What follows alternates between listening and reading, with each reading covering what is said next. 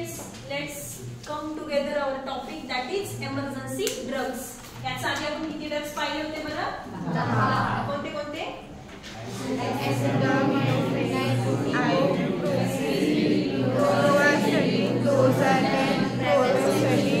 हाइड्रोक्लोरोथियाझाइड, epinephrine, amoxicillin, फ्लुओक्सेटिन. Okay. त्याच्यानंतर आता बघा 11 नंबर कोणता आहे तर मॉर्फिन. मॉर्फिन याच्या आधी ऐकलंय का तुम्ही? हो. मॉर्फिन नाही ऐकलं? Morphine it is a analgesic medication. कशासाठी यूज केलं जातं? Post operative pain relief. Post operative या शब्दाचा अर्थ काय होतो बरं? आफ्टर ऑपरेशन, आफ्टर सर्जरी हे मेडिकेशन दिलं जातं. तर आफ्टर सर्जरी मोस्ट काय होत असतं? जास्त प्रमाणामध्ये पेन होत असतं. मग त्या पेन पासून रिलीफ होण्यासाठी कोणतं मेडिकेशन्स वापरतात तर मॉर्फिन. लक्षात ठेवा. त्याच्यानंतर नेक्स्ट आहे ते म्हणजे एझिथ्रोमायसिन. हे काय आहे? बॅक्टेरियल इन्फेक्शन साठी ट्रीट केलं जातं आणि हे ब्रॉड स्पेक्ट्रम अँटीबायोटिक आहे. काय आहे? अँटीबायोटिक. याच्या आधी ब्रॉड स्पेक्ट्रम अँटीबायोटिक बघितलं होतं आपण. कोणतं? Amoxicillin, penicillin. आणि त्याच्यानंतर हे एक लक्षात ठेवा ते म्हणजे कोणतं? एझिथ्रोमायसिन. त्याच्यानंतर थर्ड आहे कोणतं आहे तर रोझुवोस्टॅटिन.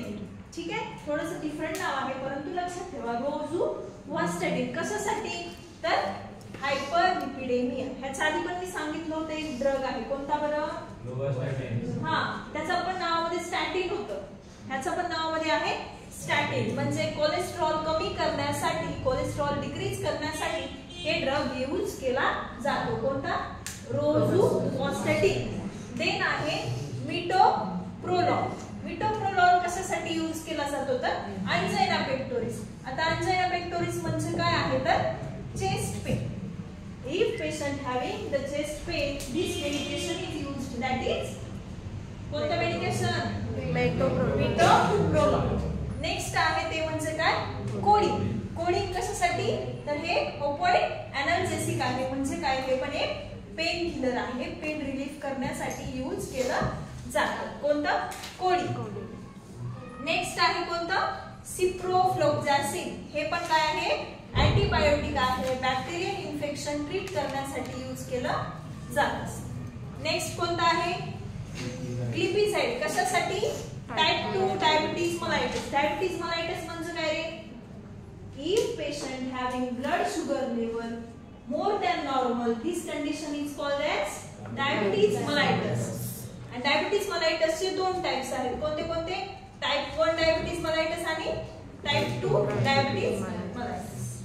ठीक आहे. मग हे ग्लिपिसाइड कशासाठी यूज केलं जातं तर टाइप 2 डायबिटीज मेलाइटस. नेक्स्ट आहे कोणतं? वाचा. ओके. पॅरोक्सेटिन. कशासाठी? Anxiety disorders. मतलब जो साइकेट्रिक पेशेंट होते जिन्हें एंजाइटी होती है, डिप्रेशन होता है, तो तभी ये ड्रग यूज करना चाहिए. कोणता? पॅरोक्सेटिन. थोडंसं अवघड नाव आहे पण लक्षात ठेवा. नेक्स्ट आहे टेट्रासाइक्लिन. टेट्रासाइक्लिन कशासाठी यूज केलं जातं तर हे पण एक प्रकारचं ब्रॉड स्पेक्ट्रम अँटीबायोटिक आहे. कशासाठी यूज केलं जातं तर to treat the bacterial infections. किती झाले टोटल ब्रॉड स्पेक्ट्रम अँटीबायोटिक? 3 का 4? 4. पहिल्यांदा सांगा. अमॉक्सिसिलिन. अजून एझिथ्रोमायसिन. Very good. आणि नेक्स्ट काय आहे? टेट्रासाइक्लिन. आणि अजून एक सांगितलं होतं मी कोणतं? पेनिसिलिन पण सांगितलं. ठीक आहे. टोटल किती झाले? 4. आणि लास्ट आहे ते म्हणजे ट्रामॅडॉल. ट्रामॅडॉल काय आहे? हे पण एक प्रकारचं एनाल्जेसिक आहे. पेन रिलीफ करण्यासाठी यूज केलं जात असते. ते म्हणजे काय? ट्रामॅडॉल. एकदा मला सांगा बरं सगळे. पहिल्यांदा मॉर्फिन, सेकंड एझिथ्रोमायसिन, थर्ड रोझुवोस्टॅटिन, फोर्थ मिटोप्रोलॉल,